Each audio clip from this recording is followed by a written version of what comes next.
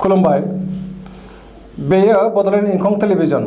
दिनै 8 जुन 2020 समबारखालि सानसेनि बरादखौ नोंथांमोननि खाथियाव लानानै फैदों आं सदानन्द दैमारिया। सिगां फरायथिनो लादों मेष राशि। दिनैनि साना बारा मोजां नङा। गोसोखौ गोबां गुलुं गुजुं मोनगोन। देहाया मोजां थानाय नङा। सोरनिबा सायाव रागा जोंफ्लांगोन। सुथुरा बांगोन। रांखावरियाव मोजांद्राय नङा। खहा जानो हागौ। बेफार फालांगियाव मोजां नङा।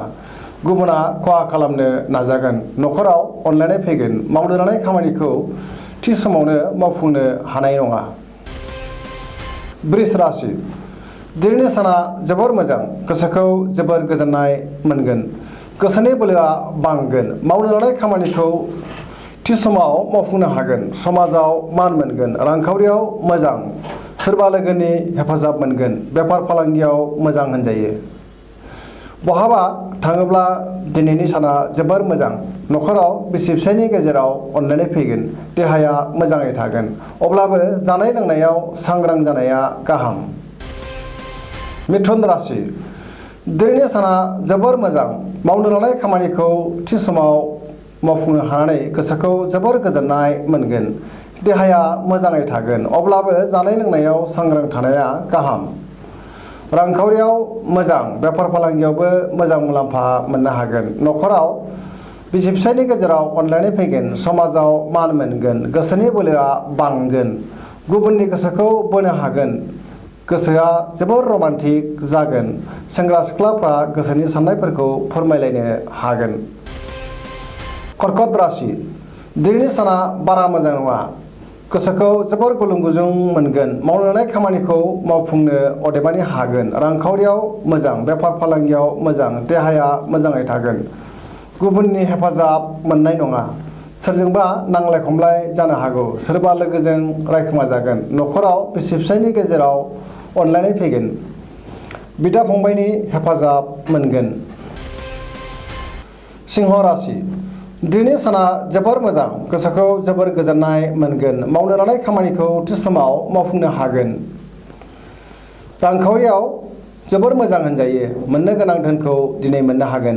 बेफार फालांगियाव मोजां मुलाम्फा मोनगोन। न'खराव बिसि फिसायनि गेजेराव अनलायनाय फैगोन। गोसोनि बोलोआ बांगोन। कन्या राशि। दिनैनि साना जोबोर मोजां। गोसोखौ जोबोर गोजोननाय मोनगोन। गुबुननि गोसोखौ बोनो हागोन। बहानिफ्रायबा हरखाबै मोजां खौरां फैनो हागौ। रांखावरियाव जोबोर मोजां। बेफार फालांगियाव मोजां मुलाम्फा मोननो हागोन। देहाया मोजाङै थागोन। न'खराव बिसि फिसायनि गेजेराव अनलायनाय फैगोन। समाजाव मान मोनगोन। तुला राशि। दिनैनि साना बारा मोजां नङा। गोसोखौ जोबोर गुलुं गुजुं मोनगोन। गोसोनि बोलोआ लोरबां जागोन। गोसोनि साननायफोरा देबोर नांगोन। मावनो लानाय खामानिखौ मावफुंनो हायैयाव गोसोखौ जोबोर गाज्रि मोनगोन। देहाया मोजाङै थागोन। रांखावरियाव मोजांद्राय नङा। न'खराव बिसि फिसायनि गेजेराव अनलायनाय फैगोन। समाजाव मान सनमान मोनगोन। फरायसाफोरा फरायनायाव गोसो दुंगोन। लोगोफोरनि हेफाजाब मोनगोन। गोसोआ गोनो गोथो जागोन। वृश्चिक राशि। दिनैनि साना बारा मोजां नङा। गोसोखौ जोबोर उरां फारां मोनगोन। मावनो लानाय खामानिखौ थि समाव मावफुंनो हानाय नङा। गोसोनि साननाया जाफुंनाय नङा। गोसोनि बोलोआ लोरबां जागोन। समाजाव अदेबानि मान सनमान मोननो हागोन। न'खराव अनलायनाय फैगोन। रांखावरियाव जोबोर मोजां। बेफार फालांगियावबो मोजां होनजायो। देहाया मोजाङै थागोन। जानाय लोंनायाव अब्लाबो सांग्रां जानाया गाहाम। गुबुननि गोसोखौ बोनो हागोन। धनु राशि। दिनैनि साना जोबोर मोजां। गोसोआव जोबोर मोजां साननाय फैगोन। मावनो लानाय खामानिखौ थि समाव मावफुंनो हागोन। गोसोनि साननाया जाफुंगोन।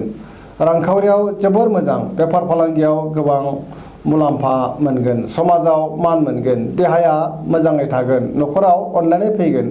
गोसोआ गोबां रमान्टिक जागोन। मकर राशि। दिनैनि साना बारा मोजां नङा। गोसोखौ जोबोर गुलुं गुजुं मोनगोन। देहाया बारा मोजां थानाय नङा। लोमजानाय मोनगोन। जानाय लोंनायाव सांग्रां जानाया गाहाम। खामानिखौ मावफुंनो हागोन। रांखावरियाव जोबोर मोजां। मोननो गोनां धोनखौ दिनै मोननो हागोन। बेफार फालांगियाव जोबोर मोजां मुलाम्फा मोननो हागोन। न'खराव गावजों गाव एना एनि अदेबानि फैलायनो हागौ।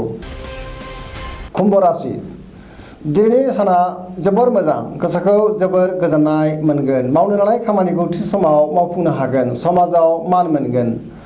लोगोफोरजों मोजां सोमोन्दो लाखिनो रोंगोन। रांखावरियाव जोबोर मोजां, बहानिफ्रायबा गोबां धोन मोननो हागोन। देहाया मोजाङै थागोन। न'खराव बिसि फिसायनि गेजेराव अनलायनाय फैगोन। सेंग्रा सिख्लाफ्रा मोजां खौरां मोनगोन। मीन राशि दिनैनि साना जोबोर मोजां, गोसोआव गोबां गोजोननाय फैगोन।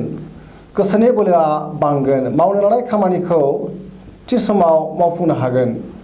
गोसोनि साननायफोरखौ जाफुंनाय बायदि मोनगोन। देहाया मोजाङै थागोन। रांखावरियाव मोजां, मोननो गोनां धोनखौ मोननो हागोन। बेफार फालांगियाव मोजां मुलाम्फा मोनगोन। न'खराव अनलायनाय फैगोन। बहानिफ्रायबा मोजां खौरां फैनो हागौ।